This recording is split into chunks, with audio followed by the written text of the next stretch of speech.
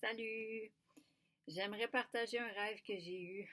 Je vais commencer par vous décrire le rêve du mieux que je peux et après ça, je vais vous donner l'interprétation que j'ai eue en me réveillant.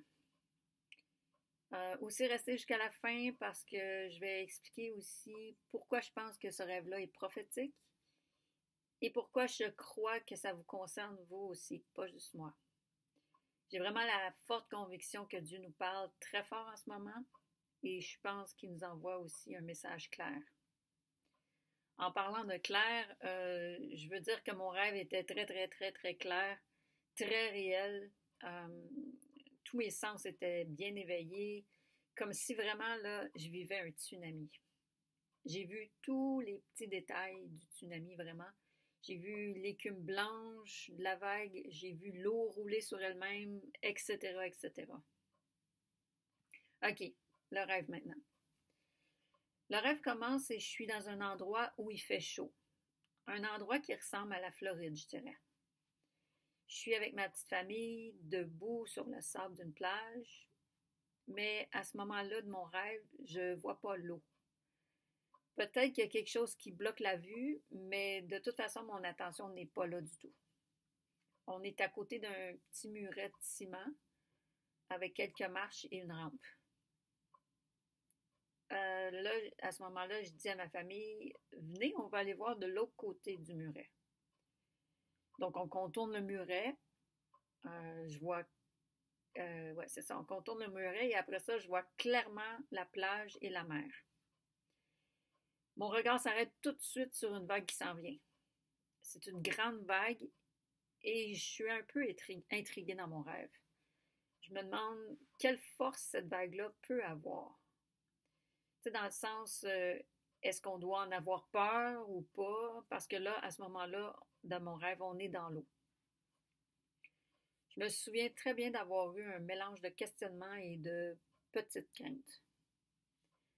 Par contre, j'ai pas de peur intense ou de terreur. C'est pas à ce point-là. C'est vraiment juste des petites craintes. Mais en tout cas, je peux dire que cette vague-là était imposante, puis on pouvait pas l'ignorer. Finalement, la vague passe et ma famille et moi, on est tous OK, on est tous corrects, on a tous bien passé la vague. C'était une grande vague avec un peu de challenge, mais tout est bien. Si vous vous demandez un peu quelle mesure avait la vague, c'est difficile à dire, mais je dirais environ, de ce que je me souviens, là, environ plus ou moins la hauteur d'un bungalow. Tout de suite après, il y a environ deux, trois petites vagues qui suivent la première. Rien de gros, c'est tout juste si on leur porte attention dans le rêve. Je les vois là, mais j'en parle même pas. Et après ces petites vagues-là, un membre de ma famille me dit tourne-toi. Parce qu'à ce moment-là, j'ai le dos vers la mer. Mais on est toujours dans l'eau.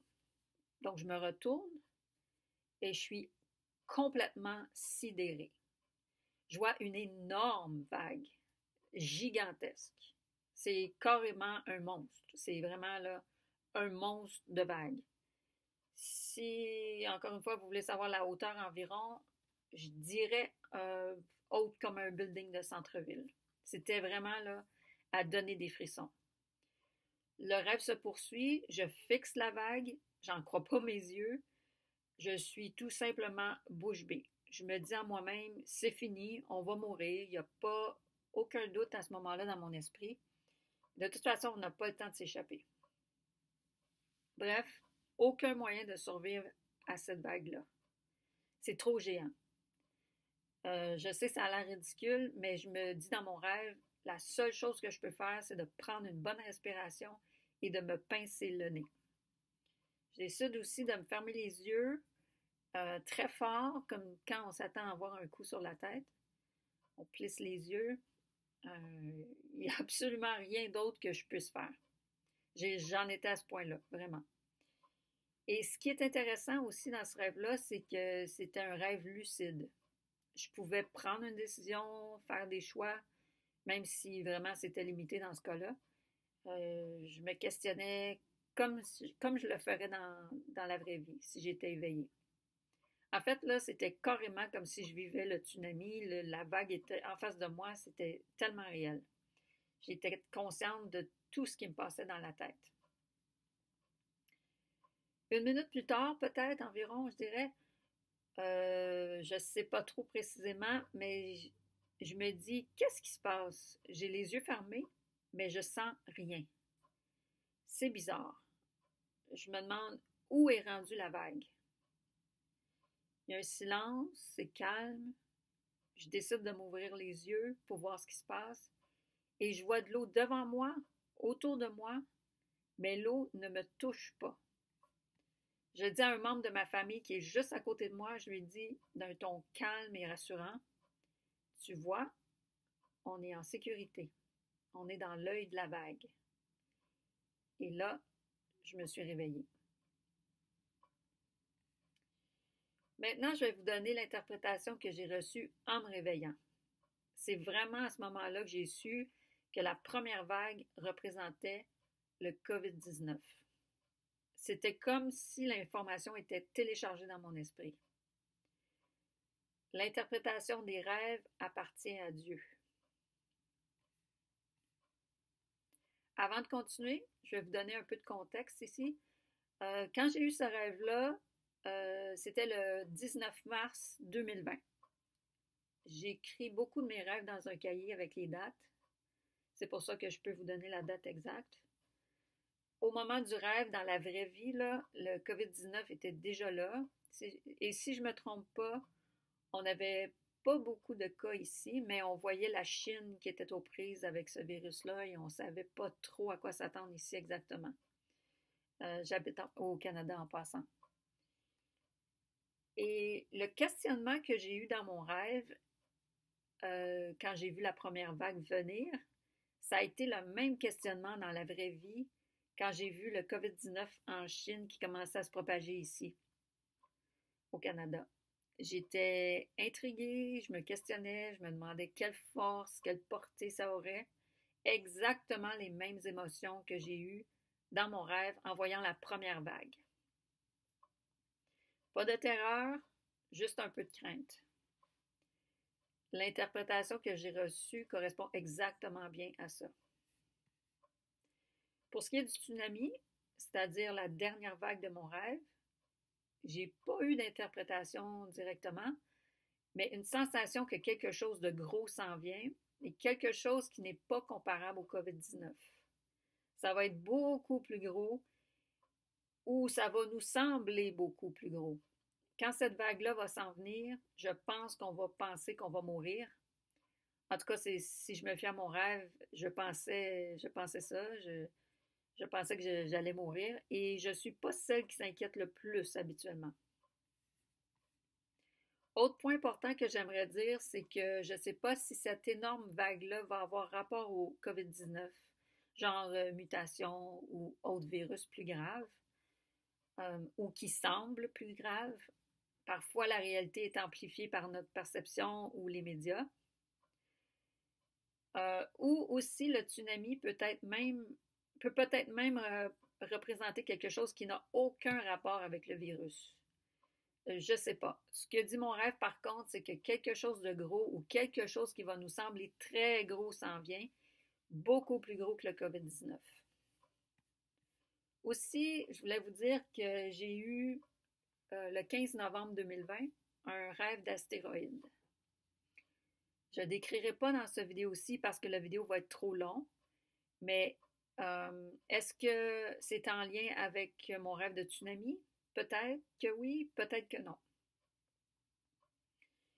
Et pourquoi j'ai dit au début que je croyais fortement que ça concernait tout le monde? Parce qu'on pourrait dire, peut-être que le tsunami dans ton rêve, c'est personnel à toi, dans le sens qu'il va arriver quelque chose de gros dans ta vie, mais pas nécessairement affecter tout le monde. La raison pour laquelle je crois que ça concerne tout le monde, c'est parce que d'autres personnes ont fait pratiquement le même rêve que moi dans différents pays.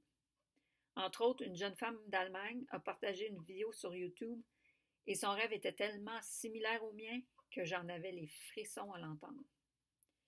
Si Dieu donne des rêves similaires à beaucoup de gens en ce moment, je pense que c'est parce qu'il est en train de nous transmettre un message important. Dieu ne fait jamais rien pour rien. Aussi, j'ai vu une vidéo d'une femme des États-Unis et elle aussi, dans son rêve de tsunami, il y avait le même détail concernant prendre son souffle avant que la vague n'arrive. Encore une fois, excusez, ça me fait penser que quand on va voir le tsunami, entre guillemets, on va avoir besoin, dans le fond, de prendre notre souffle. Dieu est un Dieu de détails et de symboles.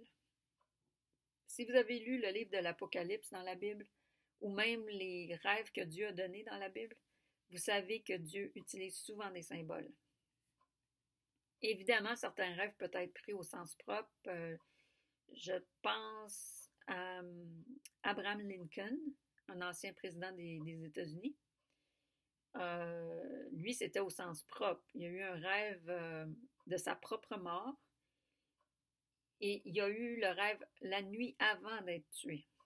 Donc ça, c'est vraiment un rêve au sens propre.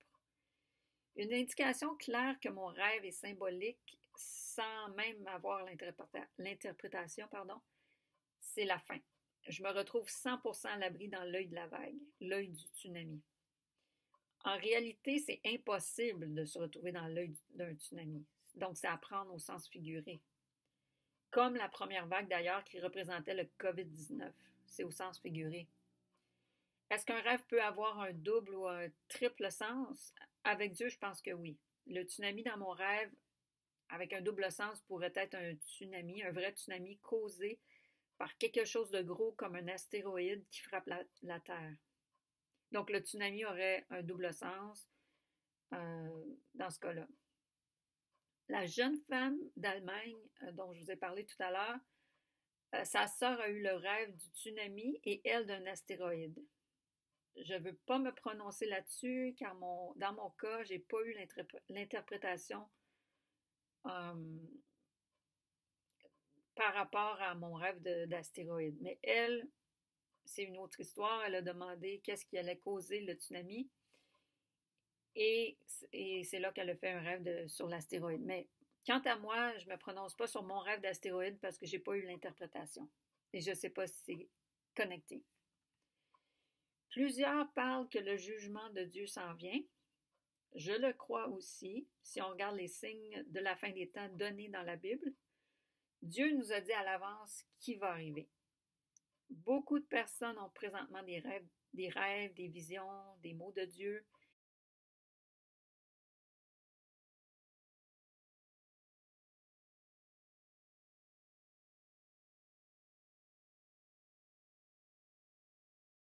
Beaucoup de personnes qui rêvent à des astéroïdes, des tsunamis et des tremblements de terre. Donc, comment se préparer? Parce qu'on peut se préparer. Si vous n'êtes pas chrétien, c'est-à-dire né de nouveau, que vous n'avez pas de relation personnelle avec Jésus, que vous ne lui avez pas demandé d'être dans votre vie, je vous invite à regarder les 2 vidéos sur ma chaîne. Les titres, c'est Qu'est-ce qu'un chrétien né de nouveau et pourquoi et comment l'être pour le deuxième. Ça va vous indiquer en bonne partie comment vous pouvez vous préparer. Dans mon rêve, je me suis retrouvée dans l'œil du tsunami et en sécurité. En fait, si vous avez une relation personnelle avec Jésus, vous faites partie de ceux et celles qui vont être dans l'œil du tsunami en sécurité. Ça ne veut pas dire que les personnes nées de nouveau qui ont une relation personnelle avec Jésus ne vont jamais avoir de souffrance. On a juste à regarder au Moyen-Orient, en Chine, au Nigeria. Il y a beaucoup de persécutions. Il y a un gros mais par contre. Dieu ne nous a pas destinés à subir sa colère et son jugement qui va venir sur le monde. Donc pour moi, c'est assez clair que de se retrouver dans l'œil du tsunami en sécurité, comme dans mon rêve, c'est que Dieu va nous protéger. Il va nous protéger quand son jugement va arriver sur le monde. Si vous êtes un chrétien né de nouveau et que vous avez une relation personnelle avec Jésus, le meilleur moyen de se préparer, je pense, c'est d'augmenter le temps passer avec lui en prière et aussi de s'imprégner de ses mots, donc de lire la Bible. Et mon dernier point, oui, j'ai attendu longtemps avant de partager ce rêve-là parce que, premièrement, je n'avais pas de chaîne YouTube pour commencer, mais aussi parce que j'attendais une confirmation concernant ce rêve-là. Quand j'ai vu que d'autres personnes avaient eu des rêves similaires, j'ai eu ma confirmation. Aussi, je viens de terminer une étude de tous les rêves que Dieu a donnés dans la Bible. Il y en a 21. Et ça a beaucoup répondu aux questions et aux doutes que j'avais concernant les rêves. Ça m'a confirmé que je pouvais partager ce rêve-là avec vous et en bonne conscience aussi. Voilà, c'est tout pour moi.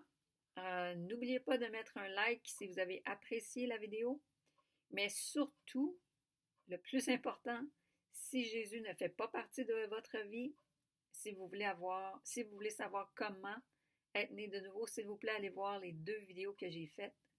Merci tout le monde. À la prochaine, j'espère.